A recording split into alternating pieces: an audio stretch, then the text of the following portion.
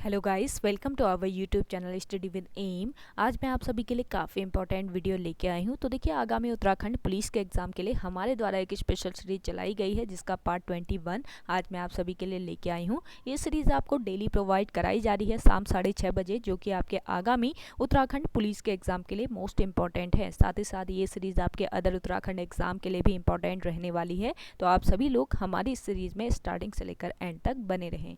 तो चलिए आज की सीरीज़ को स्टार्ट करते हैं। स्टार्ट करने से पहले जिन लोगों ने अभी तक हमारे YouTube channel study with M को सब्सक्राइब नहीं किया है वो सब्सक्राइब कर लें। साथ ही साथ बगल में जो बेल आइकन दिख रहा है इसे भी प्रेस कर लें ताकि हम कोई भी वीडियो डालते हैं तो उसका नोटिफिकेशन आपके पास जल्द से जल्द पहुंच जाए। आप सभी लोग हमारे टेलीग्राम चैनल को भी ज्वाइन कर सकते हैं। अराउंड 6.3 के यहाँ पे ग्रुप मेंबर्स हो चुके हैं। सुबह 10 बजे और शाम 8 बजे यहाँ पे क्विज का आयोजन भी कराया जाता है। इसके अलावा अदर इंपॉर्टेंट अपडेट्स पीडीएफ्स यहीं पे शेयर की जाती हैं। लिंक आपको उसका डिस्क्रिप्शन बॉक्स में मिल जाएगा। बढ़ते हैं आज की वीडियो की ओर। इस सीरीज का पहला क्वेश्चन है, जागेश्वर अथवा नागेश का मंदिर कहाँ है? देखिए, जागेश्वर अथवा नागेश का मंदिर है अल्मोड़ा जनपद में। ऑप्शन 20 क्वेश्चन का करेक्ट आंसर है। जागेश्वर धाम अल्मोड़ा जिले में 124 छोटे बड़े मंदिरों का समूह है और यह धाम केदारनाथ शैली में बना है। जागेश्वर धाम किस शैली में?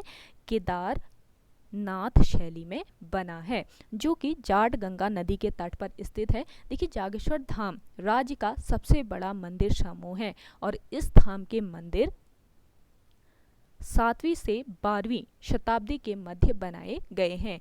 जागेश्वर को पुराणों में क्या कहा जाता है? जागेश्वर को पुराणों में हाटकेश्वर या इसको नागेश्वर कहा गया है। पुराणों में जागेश्वर को हाटकेश्वर या नागेश्वर कहा गया है और इन मंदिरों का निर्माण, जागेश्वर मंदिरों का निर्माण कत्यूरी राजा शालीवाहन देव ने कराया था। जागेश्वर धाम को राज्य का 5वां धाम माना जाता है और जागेश्वर के पुरातत्व पर शोध ग्रंथ माहेश्वर प्रसाद जोशी ने लिखा। मोस्ट इंपॉर्टेंट ये पॉइंट है, इसको ध्यान रखिएगा। और आपको कमेंट करके बताना है कि जागेश्वर मंदिर कमेटी कब बनी थी। कमेंट कीजिए कमेंट सेक्शन में ज़्यादा से ज़्यादा लोग। नेक्स्ट देखिएगा, ललित सूरदेव किस वंश का राजा था? ललित सूरदेव जो था ये किस वंश का? कत्यूरी वंश का राजा था। ऑप्शन सी बिल्कुल करेक्ट आंसर है। देखिए, ललित सूरदेव लगभग 832 ईस्वी में सिंहासन पर बैठा। ललित सूरदेव के शासन के 21वें व 22वें वर्ष के 2 ताम्रपत्र प्राप्त हुए। ललित सूरदेव के शासन के 21वें व 22वें वर्ष के 2 ताम्रपत्र प्राप्त हुए। ललित सूरदेव को पांडुकेश्वर ताम्रपत्र में मग्न धरती उद्धार के लिए बड़ा अवतार के समान बताया गया है। और ललित सूरदेव जो है ये सबसे प्रतापी शासक था। सर्वाधिक ताम्रपत्र जो है ये किसके प्राप्त हुए हैं? ललित सूरदेव के प्राप्त हुए हैं। और इसकी 2 पत्नियां थी ललित सूरदेव की। इन पत्नियों का नाम क्या क्या था? एक का नाम था लया देवी और दूसरे का नाम था सामा देवी। सामा देवी ने बैजनाथ में नारायण मंदिर बनवाया था। सामा देवी जो है इन्होंने बैजनाथ में जो नारायण मंदिर है इसका निर्माण करवाया था। तो ये मोस्ट इंपॉर्टेंट पॉइंट है। नेक्स्ट क्वेश्चन देखिएगा, जगत गुरु शंकराचार्य ने केदारनाथ में कब शरीर त्यागा? मोस्ट इंपॉर्टेंट क्वेश्चन है। देखिए, जगत गुरु शंकराचार्य ने केदारनाथ में शरीर त्यागा 820 ईस्वी में। 820 ईस्वी में जगत गुरु शंकराचार्य ने केदारनाथ में अपना शरीर त्याग दिया। नेक्स्ट क्वेश्चन देखिएगा,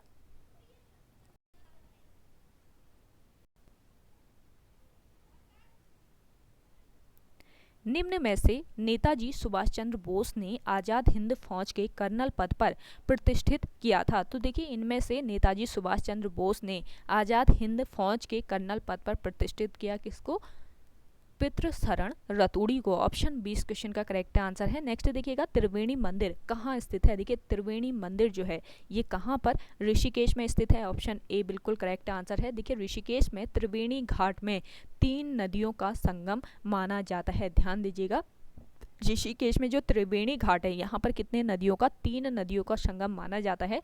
ऋषिकेश की बात करें तो ऋषिकेश देहरादून का एक उपनगर है जो कि गंगा व चंद्रभागा नदी के संगम पर स्थित है और केदार खंड में ऋषिकेश को क्या कहा गया है? कुब्जा मृग कहा गया है। और ऋषिकेश को संत नगरी व शिव की राजधानी भी कहा जाता है। और केंद्र सरकार ने ऋषिकेश व हरिद्वार को भारत के पहले जुड़वा राष्ट्रीय विरासत शहरों का खिताब दिया है। नेक्स्ट क्वेश्चन देखिएगा, मेघनाद वध के पश्चात पाप शमन के लिए लक्ष्मण ने कहाँ तपस्या की थी? मोस्ट इंपॉर्टेंट क्वेश्चन है।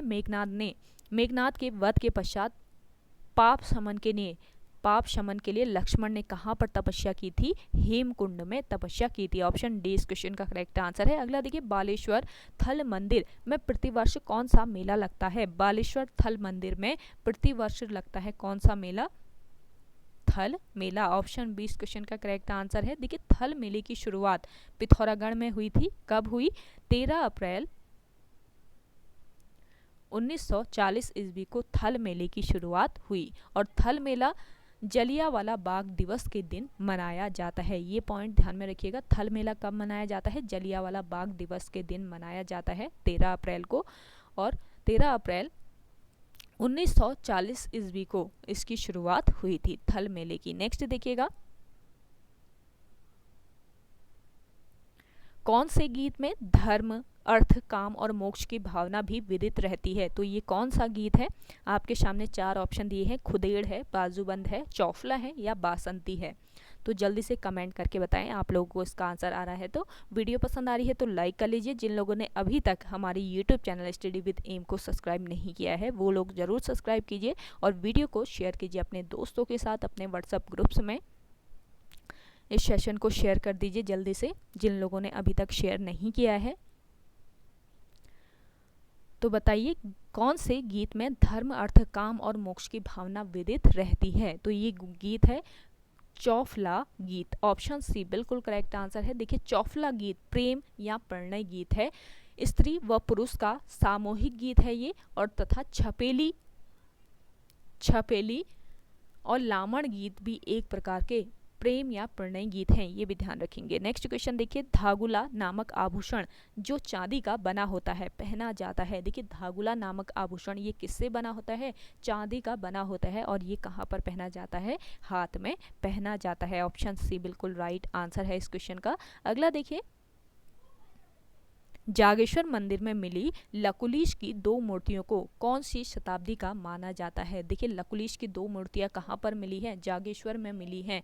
तो इनको किस शताब्दी का माना जाता है? इनको माना जाता है 11वीं शताब्दी का। ऑप्शन 20 क्वेश्चन का करेक्ट आंसर है।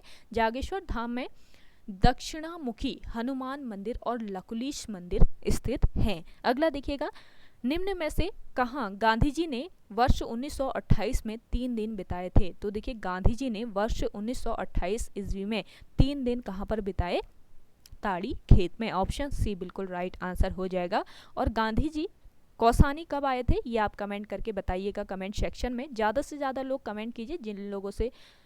आप लोगों से जो भी क्वेश्चन पूछा जाता है उसका आप आंसर कमेंट सेक्शन में कमेंट जरूर कीजिएगा। और वीडियो को ज़्यादा से ज़्यादा शेयर कीजिए अपने दोस्तों के साथ, अपने व्हाट्सएप ग्रुप्स में। अगला देखिए, निम्न में से कौन सा स्थान तराई क्षेत्र में स्थित नहीं है? तो तराई क्षेत्र में स्थित स्थान नहीं है, कौन सा स्थान?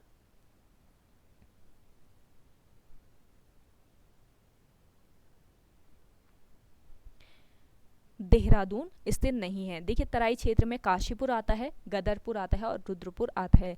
और देखिए, देहरादून जिले की बात करें तो देहरादून जिला शिवालिक हिमालय व मध्य हिमालय के बीच दून घाटी में बसा हुआ है। देहरादून जिला 2 मुख्य भागों में बटा है, जिसमें एक दून घाटी व दूसरा पहाड़ी पर बसा जौनसार भाबर क्षेत्र है।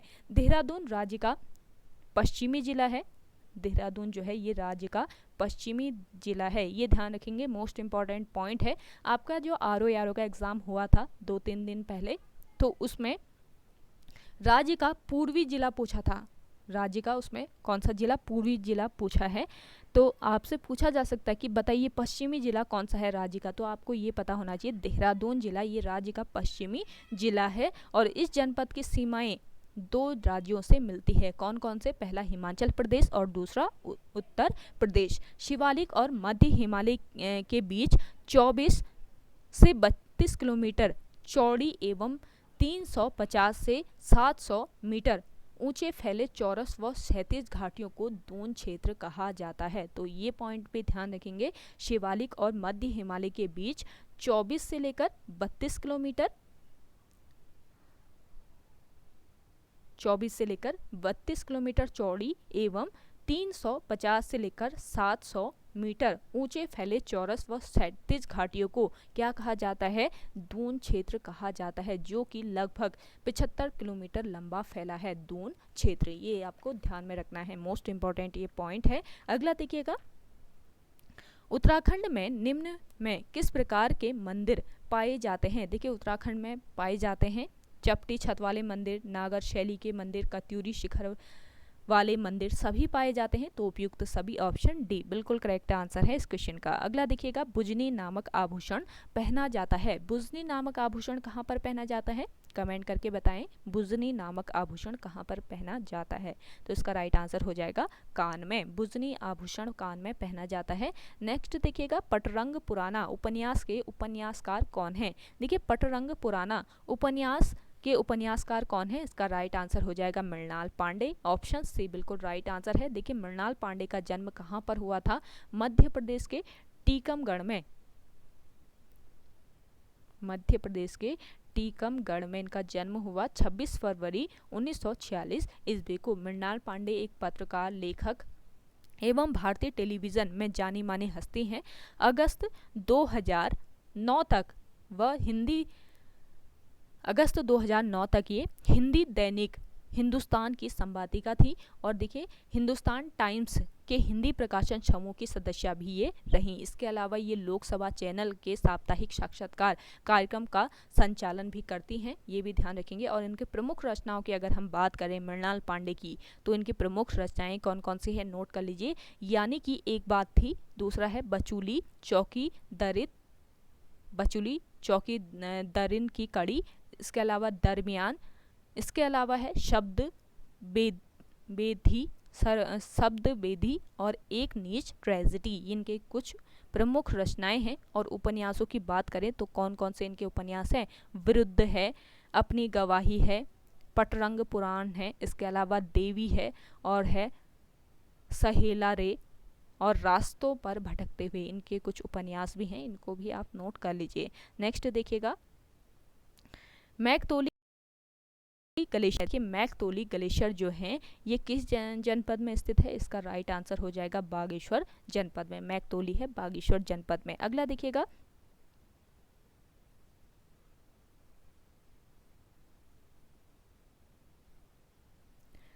अशोक स्तंभ के नीचे 3 पर्वतों की एक श्रृंखला तथा उसके नीचे गंगा की लहरें किस राज्य के राजकीय चिन्ह हैं? देखिए अशोक स्तंभ के नीचे 3 पर्वतों की एक श्रृंखला तथा उसके नीचे गंगा की लहरें, ये किस राज्य का राज्य चिन्ह है? इसका राइट आंसर हो जाएगा उत्तराखंड। ऑप्शन डी बिल्कुल करेक्ट आंसर है इस क्वेश्चन का।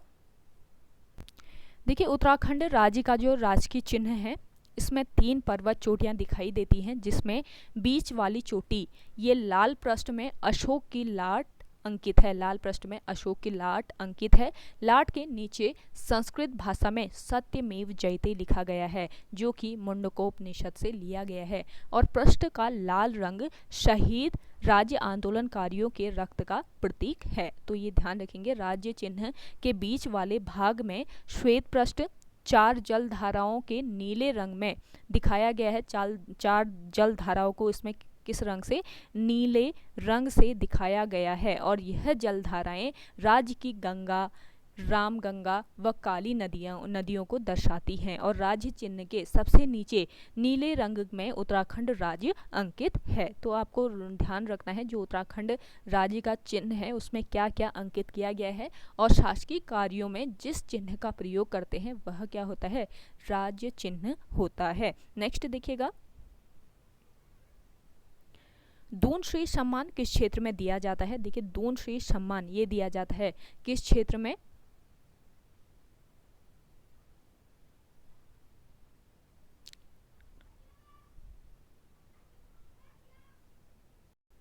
दूनसरी सम्मान दिया जाता है किस क्षेत्र में? पर्यावरण के क्षेत्र में। ऑप्शन डी बिल्कुल करेक्ट आंसर हो जाएगा इस क्वेश्चन का। अगला देखिए, उत्तराखंड में ऑर्डिनेंस फैक्ट्री कहाँ है? उत्तराखंड में ऑर्डिनेंस फैक्ट्री ये कहाँ पर स्थित है? इसका राइट आंसर हो जाएगा देहरादून में। ऑप्शन सी बिल्कुल करेक्ट आंसर है। देहरादून के रायपुर में ऑर्डिनेंस फैक्ट्री 1943 ईस्वी से है। ऑर्डिनेंस फैक्ट्री जो है ये कहाँ पर? देहरादून के रायपुर में स्थित है। कब से? 1943 ईस्वी से। लास्ट क्वेश्चन देखिए आज के सीरीज का, भारत खान ब्यूरो कहाँ पर स्थित है? देखिए भारत खान ब्यूरो ये स्थित है किस जनपद में? देहरादून जनपद में। ऑप्शन बी बिल्कुल राइट आंसर है। देखिए भारतीय खान ब्यूरो या भारतीय खनन ब्यूरो भी इसको कहा जाता है। तो भारतीय खनन ब्यूरो भारत का बहु अनुशासित सरकारी संगठन है। इसकी स्थापना कब की गई? इसकी स्थापना वर्ष 1948 ईस्वी में की गई थी। ब्यूरो खनन विकास मंत्रालय भारत सरकार के अंतर्गत ये कार्य करता है और इसका मुख्य उद्देश्य क्या होता है? इसका मुख्य उद्देश्य है कोयला, पेट्रोलियम एवं प्राकृतिक गैस, आणविक खनिज एवं विरल खनिजों के अलावा अन्य खानों में संरक्षित खनिज संसाधनों के वैज्ञानिक विकास करना। और इस ब्यूरो का मुख्यालय कहाँ पर स्थित है? इस ब्यूरो का मुख्यालय है नागपुर, महाराष्ट्र में। नागपुर, महाराष्ट्र राज्य के नागपुर में इसका मुख्यालय स्थित है। देखिए भारतीय खान ब्यूरो जो है इसके कार्यालय कहाँ कहाँ पर स्थित है? देखिए अजमेर में, बेंगलोर में, भुवनेश्वर में, कोलकाता में, चेन्नई में, देहरादून में, गोवा में, गुवाहाटी में, गांधीनगर में, हैदराबाद में, जबलपुर में, रायपुर में, रांची में और उदयपुर में इसके कार्यालय स्थित हैं। और एक कार्यालय उनमें से देहरादून में भी लोकेटेड है। ये आपको ध्यान में रखना है। और इसका हेडक्वार्टर है नागपुर, महाराष्ट्र में। तो ओके गाइस, आज की वीडियो में इतना ही। आई होप आपको वीडियो पसंद आई होगी। अगर आज की ये वीडियो आपको पसंद आई तो वीडियो को लाइक कीजिए, शेयर कीजिए और जिन लोगों ने अभी तक हमारे YouTube channel study with M को सब्सक्राइब नहीं किया है वो सब्सक्राइब कर लीजिए। चलिए मिलते हैं एक नई इंटरेस्टिंग वीडियोज़ के साथ। तब तक के लिए धन्यवाद।